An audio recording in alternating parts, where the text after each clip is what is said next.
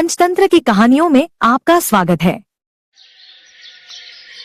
परी माँ बहुत परेशान थी क्योंकि उनकी तीनों बेटियां काव्या, नव्या और दिव्या बहुत शैतान होती जा रही थी।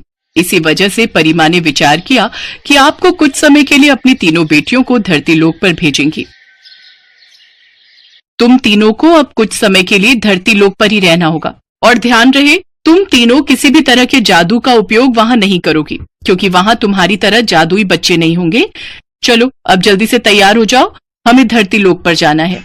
ठीक है माँ, हम अभी तैयार होकर आते हैं। काव्या, नव्या और दिव्या अपनी माँ के साथ धरती लोक पर एक पहाड़ी इलाके में पहुंचती हैं, जहां पर एक बहुत बड़ा हॉस्टल बना था। जी, मेरा नाम जया है। ये तीनों मेरी बेटियां काव्या, नव्या और दिव्या। मुझे इन तीनों का एडमिशन करवाना है।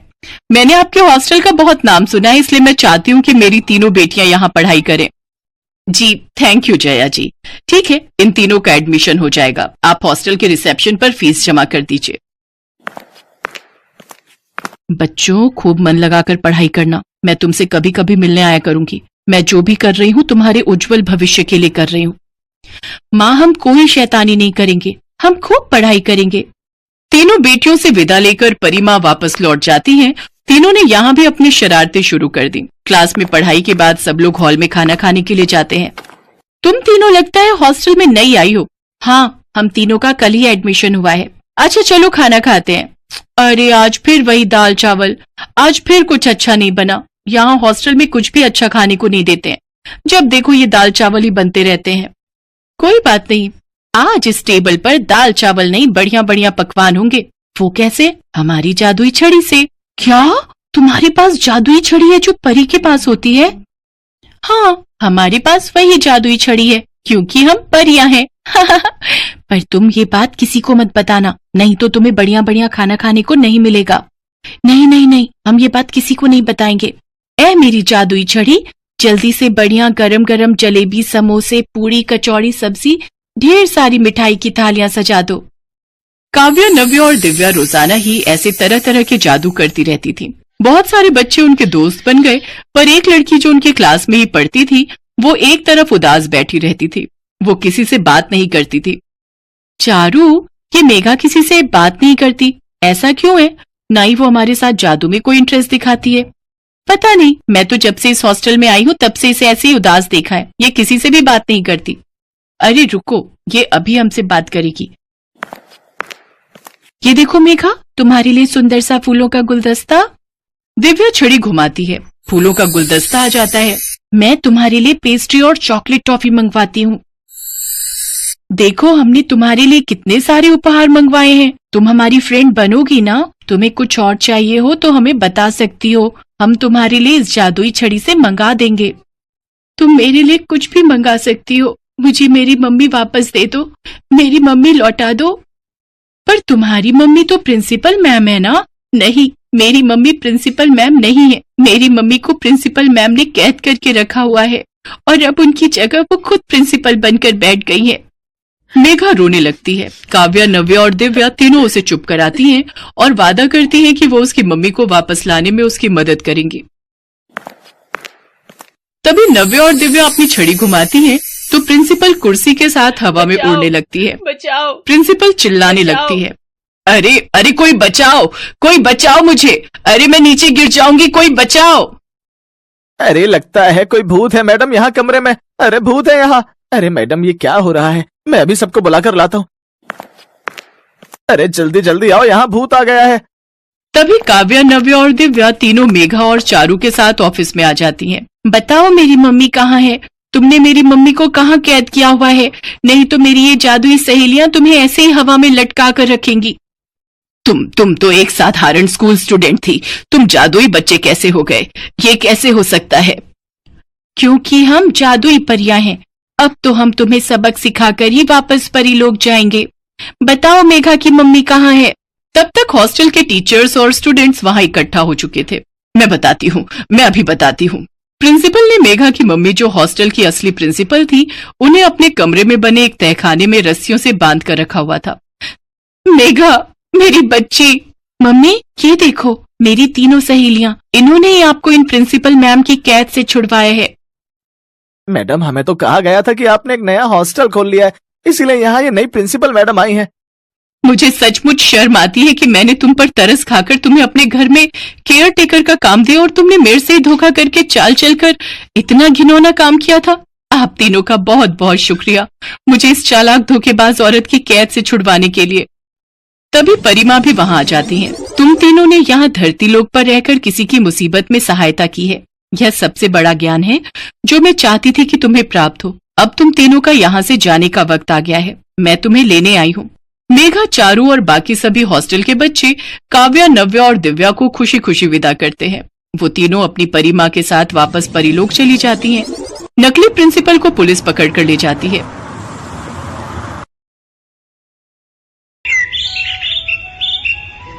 पारुल 10 साल की एक बहुत ही मासूम लड़की थी। उसके सिर पर बाल नहीं उगते थे, इस कारण वो गंजी थी। आस पड़ोस, रिश्तेदार और स्कूल में सब पारुल को गंजी या फिर टकली कहकर बुलाते थे।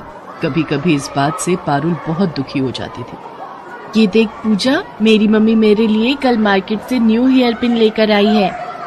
अरे शीतल, ये हेयर पिन तो बहुत सुंदर है, मुझे ऐसी पिन्स मंगवा देगी? हाँ हाँ, क्यों नहीं। अरे संभाल कर, देखा जमीन पर गिरा दी। ओ गंजी, इधर आ। हाँ आती हूँ।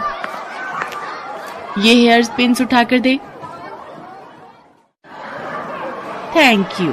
अच्छा, तुझे चाहिए तो तेरे लिए भी एक सेट मंगवा दूंगी। नहीं, मुझे नहीं चाहिए। तू भी पागल है शीतल, ये गंजी अपने सिर पर हेयर पिन्स कैसे लगाएगी? ये तो गंजी है, गंजी। अरे मैं तो भूल ही गई थी, ये तो गंजी खोपड़ी है। तभी वहाँ क्लास टीचर आ जाती है और सब बच्चे खड़े हो जाते हैं। गुड मॉर्निंग बच्चों, आज आप सबके लिए एक बहुत अच्छी न्यूज है। हमारे स्कूल में एक बहुत बड़े लेवल का फैशन शो होने जा रहा है, इसलिए आप सब भी उसकी तैयारी शुरू कर लें। Wow, fashion show! फिर तो मैं ही सबसे सुंदर दिखूंगी। यार शीतल, तू तो बहुत घमंडी है, हम भी तो सुंदर लग सकते हैं। तू अपने बारे में क्यों सोचती है? ये बात तेरी अच्छी नहीं है। अरे नहीं नहीं, मेरा वो मतलब नहीं था। तुम सब भी सुंदर बन जाना। पर मैं एक रिच फैमिली से बिलोंग करती हूँ, तो मेरे मॉम डैड तो मेरे लिए महंगी ड्रेस खरीद ही देंगे। तेरे मम्मी पापा तो जॉब करते हैं ना, तो तेरे लिए इतनी महंगी ड्रेस नहीं खरीद पाएंगे। और मेरे तो बाल भी कितने लंबे और सुंदर हैं। मैं तो अपने बालों में पार्लर से कोई भी अच्छा सा स्टाइल बनवा सकती हूँ। तुम लोगों के बाल भी बहुत छोटे छोटे हैं, बिल्कुल उस गंजी पारुल की तरह। शीतल की बातों को सुनकर पूजा गुस्से में आ जाती है, पर वो उस वक्त उसे कुछ नहीं कहती। पारुल रोती हुई घर जाती है। पता नहीं कैसे स्कूल में मेरी बच्ची का एडमिशन करवा दिया। सारे बच्चे इसका मजाक उड़ाते हैं, कब तक सहन करेगी? बड़ी मुश्किल से तो ये स्कूल मिला है, हमारे बजट में भी है। और फिर बच्चे हैं, बच्चों की तो आदत ही होती है एक दूसरे का मजाक उड़ाने की। पारुल बिटिया, हमें कभी भी किसी की बात का बुरा नहीं मानना चाहिए। अगर हम ऐसे ही हर किसी की बात का बुरा मानने लगे तो जीवन काटना बहुत मुश्किल हो जाएगा बच्चे। अगले दिन पारुल स्कूल के लिए निकली, पर आज वो जिस रास्ते से जाती थी उस रास्ते से ना जाकर दूसरे रास्ते से स्कूल की तरफ चली जाती है। पर वो मन ही मन सोच में थी, पता नहीं स्कूल जाने का बिल्कुल भी मन नहीं हो रहा। मेरे साथ ऐसा क्यों हुआ? मेरे सिर पर बाल क्यों नहीं है? अगर मेरे सिर पर भी बाल होते तो मैं कितनी सुंदर लग, फिर मेरा भी कोई मजाक नहीं उड़ाता। तभी पारुल को किसी के बुलाने की आवाज आती है। कोई बचाओ, मैं इस गड्ढे में गिर गई हूँ, मेरी मदद करो। अरे आप कौन हो? रुको, मैं आपको बाहर निकालती हूँ। इन्हें बचाने के लिए तो मुझे रस्सी की जरूरत पड़ेगी। अब क्या करूँ? वो एक रस्सी पड़ी हुई दिखाई दे रही है। किसी तरह पारुल उस रस्सी की सहायता से एक औरत को गड्ढे से बाहर निकालती है। तुम्हारा बहुत बहुत शुक्रिया बहादुर लड़की, तुमने मुझे गड्ढे से निकालकर मेरी जान बचाई। कोई बात नहीं, आप मुसीबत में थी और मेरी मम्मी कहती है कि मुसीबत में हमें सबकी सहायता करनी चाहिए। पर आप इस गड्ढे में कैसे गिरी? मेरा नाम सोफिया है, मैं एक जादूगरनी हूँ। मैं कल रात जब अपने घर वापस जा रही थी तो रात के अंधेरे में मुझे ये गड्ढा दिखाई नहीं दिया और मैं इस गड्ढे में गिर गई। अगर आप जादूगरनी हो तो आप इस गड्ढे से बाहर क्यों नहीं आ सके? क्योंकि मेरा जादू सिर्फ दूसरों पर काम करता है, मैं अपने ऊपर अपने जादू का उपयोग नहीं कर सकती। तुमने मेरी सहायता की है, बताओ मैं तुम्हारी क्या मदद कर सकती हूँ? तुम्हें अगर मुझसे कुछ चाहिए तो मैं जादू से तुम्हें वो दे सकती हूँ। क्या आप जादू से कुछ भी दे सकती हो? हाँ बिल्कुल, तुम मुझसे जो भी मांगोगी और मेरे बस में होगा तो मैं अवश्य दूंगी। क्या आप मेरे सिर पर बाल उगा सकते हो? सब मुझे गंजी कहकर बहुत चिढ़ाते हैं। मेरे स्कूल में फैशन शो होने वाला है। बस इतनी सी बात, अभी लो। जादूगरनी छड़ी घुमाए, सिर पर लंबे बाल आ जाए। और देखते ही देखते पारुल के सिर पर लंबे और सुंदर बाल आ जाते हैं। अब वो गंजी नहीं थी। पारुल, तुम्हारे सिर पर असली बाल है, ये बात किसी को मत बताना। जब समय आएगा तो सबको खुद पता चल जाएगा। अभी तुम सबसे यही कहना कि तुमने बालों के लिए एक विग खरीदा है। अब तुम स्कूल जाओ और कभी भी मेरी जरूरत हो तो 3 बार मुझे आवाज लगाना, मैं तुम्हारे सामने आ जाऊंगी। थैंक यू जादूगरनी आंटी, आप बहुत अच्छी हो। पारुल के सिर पर बाल आ जाते हैं और वो बहुत खुश होती है।